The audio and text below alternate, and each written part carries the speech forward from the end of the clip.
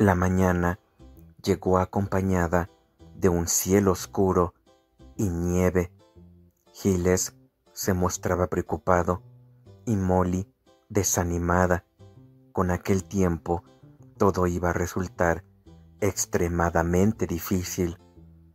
La señora Boyle llegó en el taxi de la localidad, pertrechado con cadenas en las ruedas, y el conductor le dio malas noticias sobre el estado de la carretera. Vaya nevada que va a caer antes de la noche, profetizó. Y la propia señora Boyle no contribuyó a desvanecer el pesimismo reinante. Era una mujer alta, de aspecto desagradable, voz campanuda y ademanes autoritarios. Su natural agresividad se había acrecentado con el cargo de gran utilidad militar que desempeñó durante la guerra. De haber imaginado que esto no estaba en marcha, nunca se me hubiera ocurrido venir, dijo. Pensé que era una casa de huéspedes debidamente establecida. No tiene por qué quedarse si no es de su agrado, señora Boyle, dijo Giles. No, desde luego, y no pienso hacerlo. Tal vez prefiera que llame a un taxi, señora Boyle, continuó Giles. Las carreteras todavía no están bloqueadas. Si es que ha habido algún malentendido, lo mejor será que vaya a otro sitio. Y agregó, tenemos tantos pedidos de habitaciones que podremos alquilar la suya sin dificultad. Por cierto que vamos a elevar el precio de la pensión. La señora Boyle le lanzó una mirada aplastante. Desde luego que no voy a marcharme sin haber probado antes cómo es este sitio. ¿Puede darme una toalla de baño más grande, señora Davis? No estoy acostumbrada a secarme con un pañuelo de bolsillo. Giles hizo una mueca a Molly a espaldas de la señora Boyle. Querido, has estado magnífico, dijo Molly. ¿Cómo le has parado los pies? Las personas agresivas enseguida se amansan cuando se les trata con su propia medicina, dijo Giles. ¡Oh, Dios mío!, exclamó Molly. Me pregunto qué tal se llevará con Cristóbal Wren. Pues mal, dijo Giles. Y desde luego, aquella misma tarde, la señora Boyle le decía a Molly, con evidente desagrado, es un joven muy particular. El panadero, con aspecto de un explorador del Ártico, les trajo el pan, advirtiéndoles que tal vez no pudiera efectuar el próximo reparto. Todos los caminos se están cerrando con la nieve, les anunció. Espero que tengan provisiones suficientes para aguantar unos días. Oh, sí, contestó Molly. Tenemos gran cantidad de latas de conserva, aunque será mejor que me quede con más harina. Recordaba vagamente que los irlandeses hacían un pan llamado de soda. En caso de llegar a lo peor, tal vez ella pudiera hacerlo. El panadero también les trajo los periódicos y Molly los extendió sobre la mesa de la cocina. Las noticias del extranjero habían perdido importancia. El tiempo y el asesinato de la señora Lyon ocupaban la primera página. Se hallaba contemplando la borrosa reproducción del rostro de la difunta, cuando la voz de Cristóbal Wren dijo a sus espaldas, un crimen bastante bajo, ¿no le parece? Una mujer de aspecto tan vulgar y en semejante calle, ¿no es verdad que tras esto puede esconderse cualquier historia? No tengo la menor duda, dijo la señora Boyle con un bufido, de que esa mujer ha tenido el fin que se merecía. ¡Oh! El señor Wren se volvió hacia ella con fingido interés, de modo que usted la considera un crimen pasional, ¿verdad? No he dicho nada de eso, señor Wren. Pero fue estrangulada, ¿no es así? Quisiera saber, dijo, extendiendo sus manos largas y blancas, lo que debe sentirse al estrangular a alguien. Por favor, señor Wren. Cristóbal se acercó a ella, bajando la voz. ¿Ha pensado usted, señora Boyle, lo que debe experimentarse al ser estrangulado? La señora Boyle volvió a exclamar: «Por favor, señor Wren». Molly leyó en voz alta y apresurada: «El hombre que la policía está deseando interrogar lleva un abrigo oscuro y un sombrero claro, es de mediana estatura y se cubre el rostro con una bufanda de lana. En resumen», concluyó Cristóbal Wren, «tiene igual aspecto que otro cualquiera». Rió. «Sí», dijo Molly, «que otro cualquiera». En su despacho de Scotland Yard, el inspector Parminter decía al sargento detective Kane: «Ahora recibiré a esos dos obreros». «Sí, señor». «¿Qué aspecto tienen?» «De clase humilde pero decentes y reacciones bastante lentas. Parecen formales». «Bien», dijo el inspector Parminter, y dos hombres, vestidos con sus mejores trajes y muy nerviosos, fueron introducidos en el despacho. Parminter les clasificó de una sola ojeada. Era un experto en conseguir tranquilizar a la gente. «De modo que ustedes creen tener algunas informaciones que pudieran ser útiles en el caso Lyon», les dijo. «Han sido muy amables al venir. Siéntense. ¿Quieren fumar?» Aguardó a que encendieran los cigarrillos. «Hace un tiempo terrible». «Sí, señor». «Bien, ahora veamos de qué se trata». Los dos hombres se miraron azorados al ver llegado el momento difícil de hacer el relato. «Veamos, Joe», dijo el más grandote, y Joe comenzó a hablar. «Ocurrió así, ¿sabe? No teníamos ni una cerilla». «¿Dónde fue eso?» «En la calle Yarman. Estamos trabajando en la calzada, en las conducciones de gas». El inspector Parminter asintió con la cabeza. Más tarde pasaría a detallar exactamente el tiempo y el lugar. La calle Yarman se hallaba cerca de la calle Culver, donde se registró la tragedia. «No tenían ustedes ni una cerilla», repitió para animarle a continuar. «No, había terminado mi caja y el encendedor de Bill no quiso funcionar, así que le dije a un sujeto que pasaba: «¿Podría darnos una cerilla, señor?». No crea que entonces hiciera nada de particular, solo pasaba por allí, como muchos otros, y se me ocurrió pedírsela a él». Parminter asintió de nuevo. «Bueno, nos dio una caja sin decir nada. Bill le dijo: «¡Qué frío!», y él se limitó a contestar, casi en un susurro: «Sí, desde luego». Yo pensé que debía estar muy resfriado. Llevaba la bufanda hasta las orejas. «Gracias, señor», dije, devolviéndole sus cerillas, y se marchó tan deprisa que cuando me di cuenta de que le había caído algo, era ya demasiado tarde para llamarle. Era una libretita que debió caérsele del bolsillo al sacar las cerillas. «Mister», le grité, «se le ha caído algo». Pero al parecer no me oía, y a toda prisa dobló a la esquina. «¿No es cierto, Bill?». «Sí», repuso el aludido, como un conejo escurridizo. «Fue en dirección a Harrow Road y ya no pudimos alcanzarle a la velocidad que iba.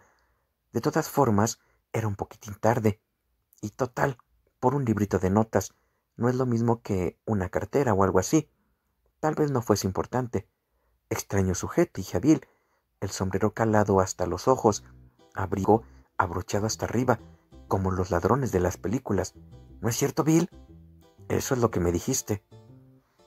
Es curioso que lo dijera, aunque entonces no pensé nada malo, solo que tendría prisa por llegar a su casa, y no se lo reproché, con el frío que hacía. Desde luego, convino Bill. Le dije a echemos un vistazo a esta libretita y veamos si tiene importancia. Bueno, señor, y lo hice. Solo hay un par de direcciones, dije a Bill. Calle Culver, 74, y otra de un Manor de las afueras. Joe prosiguió su historia con cierto gusto, ahora que había cogido el hilo. Calle Culver 74, dije a Bill. Esto está al volver la esquina. Cuando terminemos el trabajo, pasamos por ahí. Y entonces vi unas palabras escritas al principio de la página.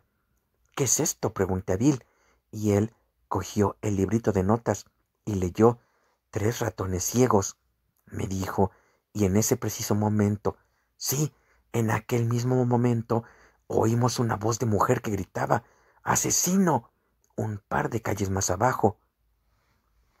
Joe hizo una pausa para que su relato impresionara más. Y le dije a Bill, oye, ve a ver qué pasa. Y al cabo de un rato volvió diciendo que había un montón de gente y la policía, y que una mujer se había cortado la yugular o había sido estrangulada, y que fue la patrona quien la encontró y gritó llamando a la policía. ¿Dónde has ido?, le pregunté. En la calle Culver. ¿Qué número?, le pregunté, y me dijo que no se había fijado. Bill carraspeó, escondiendo los pies, avergonzado. Y yo dije, iremos a asegurarnos, y descubrimos que era el número 74. Tal vez, dijo Bill, esa dirección de la libretita no tenga nada que ver con esto. Pero yo le contesté que tal vez sí, y de todas maneras, después de considerarlo bien y de haber oído que la policía deseaba interrogar a un hombre que había salido de aquella casa a aquella hora, vinimos para preguntar si podíamos ver al caballero encargado de este asunto, y estoy seguro y espero no haberle hecho perder el tiempo. Han obrado muy bien, dijo Parminter. ¿Y han traído esa libretita? Gracias. Ahora, sus preguntas fueron precisas y profesionales. Obtuvo el lugar exacto, la hora, datos. Lo único que no consiguió fue la descripción del hombre que había perdido la libretita, pero en cambio le hicieron otra de una patrona presa de un ataque de histerismo y de un abrigo abrochado hasta arriba, un sombrero calado hasta las orejas y una bufanda ocultando la parte baja del rostro, una voz que era solo un susurro, unas manos enguantadas. Cuando los 2 hombres se hubieron marchado, permaneció contemplando aquel librito que dejó abierto sobre la mesa y que iría al departamento correspondiente para que comprobasen si había en él huellas digitales. Mas ahora su atención se hallaba concentrada en aquellas 2 direcciones y en la línea de letras menudas escritas al principio de la página. Volvió la cabeza al entrar el sargento Kane. «Venga, Kane, y mire esto». Kane lanzó un silbido al leer por encima de su hombro. «3 ratones ciegos, bueno, que me aspen». Sí. Parminter abrió un cajón y sacó media hoja de papel que puso encima de la mesa junto al librito de notas y que había sido hallado prendido con un alfiler en las ropas de la mujer asesinada. En el papel se leía: «Este es el primero. Y debajo un dibujo infantil de 3 ratones y un fragmento de pentagrama con unas notas. Kane silbó la tonadilla por debajo. 3 ratones ciegos, ver cómo corren. Muy bien, esa es la tonadilla de la firma. Es tonto, ¿verdad? Sí, Parminter frunció el ceño. No hay la menor duda acerca de la identificación de esa mujer. No, señor. Aquí tiene usted el informe de las huellas dactilares. La señora Lyon, como se hacía llamar, era en realidad Maureen Grigg. Hacía 2 meses que salió de Holloway después de cumplir su condena. Parminter dijo, pensativo.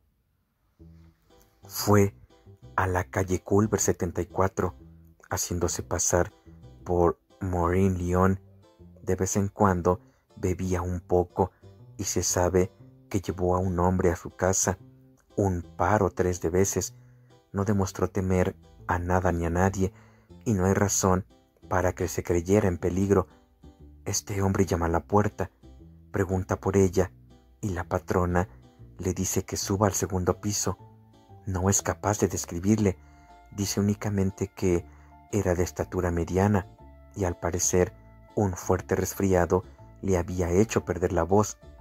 Ella volvió a los bajos y no oyó nada que le hiciera entrar en sospecha. Ni siquiera le oyó salir. 10 minutos más tarde fue a subirle una taza de té a la señora Lyon y la encontró estrangulada. Este no fue un asesinato fortuito, Kane. Había sido todo cuidadosamente planeado. Hizo una pausa y agregó de improviso: quisiera saber cuántas casas de huéspedes hay en Inglaterra que se llamen Monkswell Manor. Puede que solo haya una, señor. Eso sería tener demasiada suerte, pero averígüelo, no hay tiempo que perder. Los ojos del sargento se posaron en las direcciones de la libretita. Calle Culver, 74 y Monkswell Manor. Y dijo: ¿de modo que usted cree? Sí, y usted no, le atajó Parminter. Podría ser Monkswell Manor.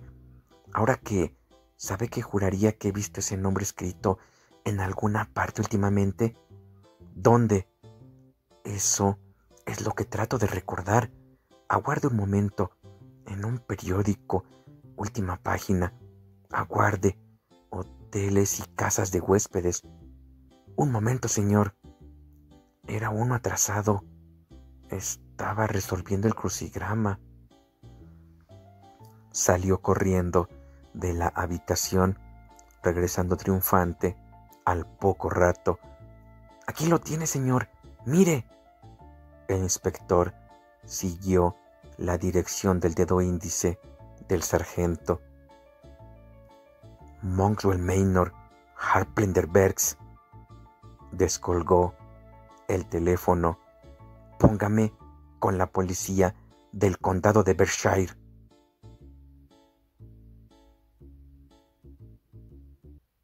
Capítulo 2.